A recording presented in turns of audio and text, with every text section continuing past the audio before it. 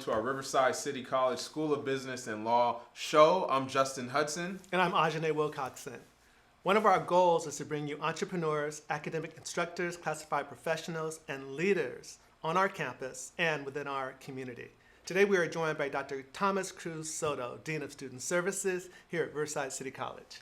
Hey, Dr. Cruz, welcome to the show, sir. Thank you for having me. Oh, thank you. And Absolutely. before we get started, should I call you Dr. Thomas? What do you prefer to go by? Thomas is fine. Okay. Amongst friends, amongst colleagues here, Thomas is fine. As I said, if it was South Jersey, it would be Tommy. Okay. Here it's Thomas, so I appreciate being in your presence today. Thank you for having me. Respect. Yeah, so, Doc, so tell us, where are you from? So born and raised in Camden, New Jersey. Shout out to South Jersey. Come on. Family of 11, primarily raised by my great-great-grandmother. Great. Puerto Rican. But I'm a Puerto Rican man that considers himself a part of the Black and Asian diaspora, proud man of color, and always representing that. Wow, right. Beautiful, man. And so tell us, what high school did you go to out in Camden? Woodrow Wilson High School, now called Eastside High, but class of 94. During that time, I was a Woodrow Wilson Tiger. So proud of that class of 94. They're changing the names of various high schools, middle schools, particularly in South Jersey, but throughout the nation because of the slavery aspect of it. And some of these names, like Woodrow Wilson, were known slave owners. That's right. Wow. So shout out to Eastside High, Camden, New Jersey. Wow. Okay. So while you're in high school, were you thinking about college? What was going on in your mind? I never really thought about college. I come from a agrarian family, factory workers, primarily in Campbell Soup. Oh, is that right? This was the era of Woolworth. That was Yeah, our Woolworth. Walmart back in the day. RCA, the shipyard, steel. Those were the main jobs that people would get in the city, Camden. When Campbell Soup closed, about 30,000 people were laid off within a 5 to 10 year period. They kept the corporate and executive offices, but a lot of people were laid off. Some people couldn't cash in their pensions. It was pretty bad for the city. So that was a downward turn for the city and why they face some of the things that they do today. The police department was the next big entity that was hiring. So I come from a proud family of police officers. And growing up, that was the last thing I wanted to be, was a cop, even though I have a great admiration and pride for the people that do the work, including my family. But I chose to go into higher education. Wow. And so, yeah. And so tell us, what college did you end up going to? Yeah, Muhlenberg College in Allentown, Pennsylvania. It's a private Lutheran school in Allentown, Pennsylvania. I'm not a Lutheran, I'm Catholic, but they were the few.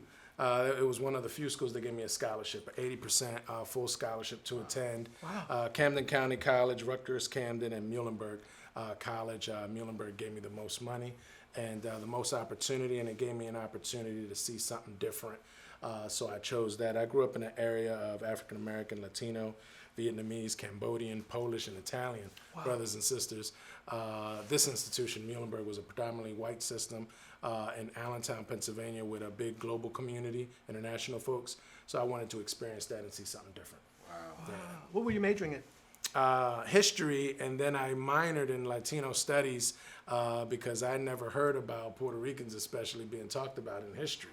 Wow. So I started learning about Abisu Campos and the PIP movement, Puerto Rican independence movement. Yes. And these Afro-Ricans that were doing things in New York and in New Jersey and things like that. So it gave me a place and a sense and an identity in an area where I was the only Puerto Rican dude in the entire college. There's about 8 or 9 African Americans, and then the rest were white folks. And then the international folks of color, they didn't really want to kick it with me either. Yeah. So scholarship and literature gave me a place and an identity at Muhlenberg College. So it was a great institution. Then I went to Rowan University for my master's and doctorate in Glassboro, New Jersey, a great institution out there. And and then the rest is history. 2017, I earned my doctorate. And I'm out here in California now because Jersey didn't want to pay me. That's real. Here I am. That's really real. So Doc, tell us, through high school and college, what was one of your most memorable experiences? I think knowing that I could be in a place and be successful. When you go through like this imposter theory, I guess they call it now. but not thinking you belong in a place, and that you're there because of affirmative action, or you're there because of scholarship, or you're there because of whatever. The moment I knew that I belonged there, and not only that I belonged there, I was one of the best in the room. Come on, brother. And so that was a powerful moment. That probably happened in my juniorish year of college. And then it just proceeded on after that. That's beautiful. Because I wanted what everybody else had. I was like, these folks are not better than me. That's right. Including in my own folks of color sphere. Because sometimes we don't support each other the way we should. That's right. This crab barrel theory and things like that are real things. It is. We don't support each other as we should. So seeing other people doing it, especially because they didn't want to help me, I wanted to thrive and make sure I got to that place too. But then not mirror that behavior, help others. That's beautiful. So my life and career, from this moment on, and it's been like that for a long time, is to help other people elevate. That's how I'm going to define my success. Wow. Yeah. That's beautiful. No, thank you. Thank you. Tell us a little bit about your career. Yeah. So I'm a product of the CHAMP Gear Up program. So it's a pre-college program. CHAMP is known as the Creating Aspirations Motivation Project. Oh. I'm surprised I remember that still. And it's been a while. But they would go in as early as post-fifth grade into middle schools and just identify folks that they thought could do well in college as early as fifth grade. Wow. And so I was chosen to be a part of the program, along with this other program called Network 3 that would take students that were in drug infested environments and create a path where they never were subjected to that environment, or at least never chose to be engulfed by that environment. So those two programs really helped me go to college, really helped me not go to a path of drug or alcohol abuse or any other type of abuse, because those things are prevalent in my family, so unfortunately, and among my friend groups. So that helped me think of my trajectory beyond just Camden, New Jersey City. I love to death still today, but it didn't have a lot of opportunities. More liquor stores and more drug corners than churches, you know, and educational institutions. No shopping mall, no, you know, you can go on and on. So that helped me go to college. That gave me a lens. And then I met two brothers, one brother by the name of Ted Ingram, and another brother by the name of Majid Whitney. And these brothers they had their bachelors already. They were working on their masters. The other brother was working on his doctorate. Wow. And I'm looking at this Jamaican brother and this one African American brother. I'm like, they're not better than me. That's right. That's right. I was like, I need to get my stuff right. And so seeing them and seeing a reflection of myself in both of them, and them being willing to help me, because I asked them for help. And they said, absolutely, we got beautiful. you. So they helped me throughout the journey. So that's how I got here. Beautiful. Yeah, in a nutshell. Yeah. That's awesome. Yeah. And so, Doc, tell us, so what are you doing now in terms of your career? So I'm Dean of Student Services here at Riverside City College. I've been here for about 5.5 years. And so I've been an academic coordinator, a counselor, an executive director, what else? Associate dean, now a dean. So in terms of my career, I lead categorical and grant-funded programs. I provide oversight for those areas. And basically, you know, the cost of college, especially at a community college, is relatively cheap. Yes. But it's the cost of life that's expensive, That's right. Everything that happens around. Textbooks are expensive. And car notes are expensive. That's And right. a livable wage is always not possible here in California. So helping students find what they need to be successful in and out of the classroom is what we do with historic programs like EOPS, CalWorks, TRIO, Upward Bound. So I have a great team of colleagues, and I support them to do the great work for the 33 or more thousand students that we have in this district. Yeah. So that's my passion there. And then beyond that, I just like having fun, man. You wake up every day, you know, you'd be like, all right, well, thank you for that one. Come on now. And we're gonna make this one the most we got, because every day's not given. It sure so is. then I like traveling, and I like mixing it up with family and friends, Yeah. and enjoying that aspect of my life, because the work is the work, but you also got to be able to detach yourself from it and enjoy other things. So I try to do that as well. Well, I want to say we are so glad you were here. Yeah, no, thank you, and that feels good, because we don't say that to each other enough. So I know you mean it. I do. So I thank you for that, because it means a lot to me, and thank you, brother, for being here and everything you do. Respect. Yeah, Wow. absolutely. So, Doc, tell us, why higher education? Higher education kind of chose me. I'd like to say when I grew up, I had my dean hat on. And I always wanted to be a dean. Chris Rock says a joke like that about you had your dean hat or principal hat on. But I didn't know what I wanted to be. I had no idea. And it was just people pushing me towards a direction and said, you're going to be this. You're not going to be incarcerated. You're not going to be dead by the time you're 25. You're going to go to school. And then I wanted to help those people that were continuing to do the work. Yeah. And so they were in higher education. And so that just created a path, and it felt good to be helping people that looked like me, suffering through things that I suffered through, and then helping them overcome and achieve that to even better heights than I ever achieved. And that feels good, man. Yeah. That feels real good. So that's why I'm in higher education, because of the group of people that pushed me towards it. That's beautiful.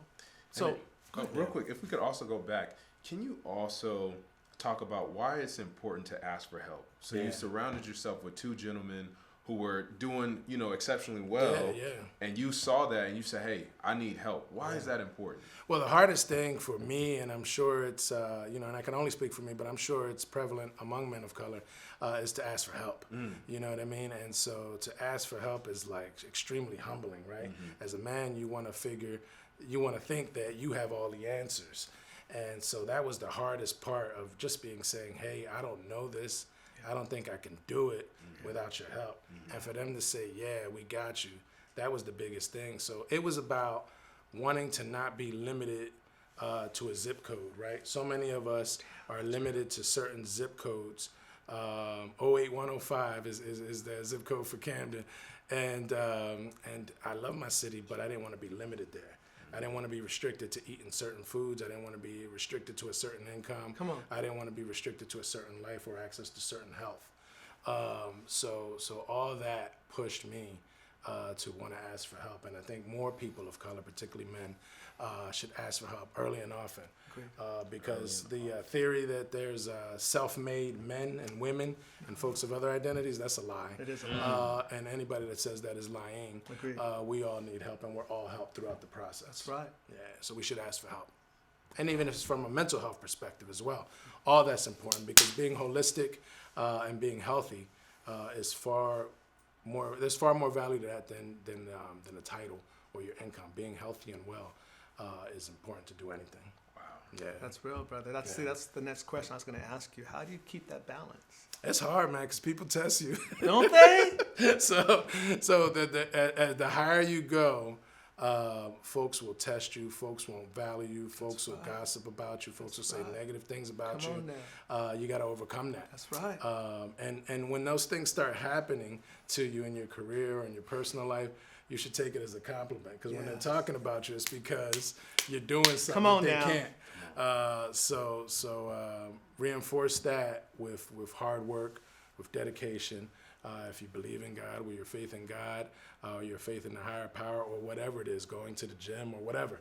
But reach out to those sources, those avenues that are going to give you strength to overcome any obstacles that you have in life. So I don't know if I answered your question, but I tried. No, that's good. Yeah. I think that the key is that we have to be conscious of our own wellness. Right. And checking in, checking in and asking. I'm 48 now, so I'm checking in with doctors about things that really are uncomfortable for me to check in about. That's right. But it's important if I wanna live a long life. That's right. You know what I mean? Process. And and things like that. So getting those checkups and all those things, so that you don't end up with unexpected cancer or something like that, I think is critically important for us, because we don't do that. No, we do not. And that's why we tend to live a lot less life than women. Particularly men 50, 60 years old. Women are living 70s and 80s because we don't go to the doctors. You're right. And we don't. RCCD has great benefits package. I have to say that. Thank you to RCCD. Yes. But we need to tap into those resources and be healthy, because other people are doing that, and they're living far longer than us. Far longer. And far happier than us. Far longer. Health That's is real. wealth, right? Yes, it is. Yeah. Well, on that topic, Yeah. what's one of your favorite books that you'd recommend our students read? Man, I'm reading that. Is her name Gina Garcia? I think it's Dr. Gina Garcia, Yes. The Latinx, what they call Latinx institutions. Yes. I don't have the exact title right now. I'm 10 pages in. I gotta get it in. But in California in particular, we have these Hispanic serving institutions that are just receiving money and not really serving students. That's They're right. enrolling students. And so I think it's important to call that out and to hold ourselves accountable. Yes. That, taking a check and taking money and allowing people to come in, but not having everything for them to be successful, or at least some of the things for them to be successful. Reflection in Academy, literature and scholarship that looks like them and sounds like them. That's right. Resources for them inside and outside of the classroom. Yes. Anybody that's not from that demographic to learn about the demographics that are coming into to the school. Yeah. You don't need an entire institution of Latinx faculty. No. You need all the faculty that are here, whether they're white, African American, Asian, Come global, whatever, Yes. to buy in to the changing demographic that's here in the United Come on, States and not preach. going anywhere. That's right. So I'm reading Gina Davis's book, That's Gina real. Garcia's Yeah, book, Gina Garcia. Yeah. and I'm excited about it because I'm learning as I go. There's no such thing as diversity experts. I love when I hear that. Yeah. We're all evolving. Agreed. And so the importance is that we don't fight for crumbs and that we help each other when we need to. So when I say I'm a Latino male and I consider myself part of the Black diaspora and I have Asian lineage, I mean that and I know that. And so I'm never going to say that this problem is not mine. If it's a problem of any group, even a group that I don't identify with, You and I both. I'm going to bring it and That's I'm going right. to do the best work I can and learn as I go. That's what we have to do. Yeah. It's beautiful. Yeah. Wow, this brother's cold. Yeah. Now, Doc, if you could pick one song that would best describe you or was a theme of your life, what would you pick? Oh man, so we were talking off camera, and so South Jersey, when I grew up, MTV was huge. So you would see rap, hip hop, rock and roll, whatever, at the same time. There wasn't this genre of mix-up. Right. So I was a big-time Prince enthusiast. So Prince is Come on, number one Prince. artist. I personally Now know. you gotta pick a song. Purple Rain. Purple Yeah, Rain. Purple Rain. Or there's on. another one called I Adore, because I know I Purple Rain gets Adore. over Yeah. saturated. But Purple Rain, definitely Adore. Adore is off And the then we were talking about hip hop groups. West Coast had NWA, we had Wu-Tang Clan. That's right. Come on. So big Wu-Tang Clan. Oh, I love it. Shout love out it. to Method Man, and Ghostface Killer, Come New on God. now. Come on now. Come on. Okay, what would be your favorite song today, right now? Oh man, so my favorite song today, I would say anything from Mark Anthony. Oh, come on. Anything from Mark Anthony. Yeah, I love Mark Anthony. Yeah, as I grow older, I'm being drawn more towards my roots and trying to create a greater understanding of myself.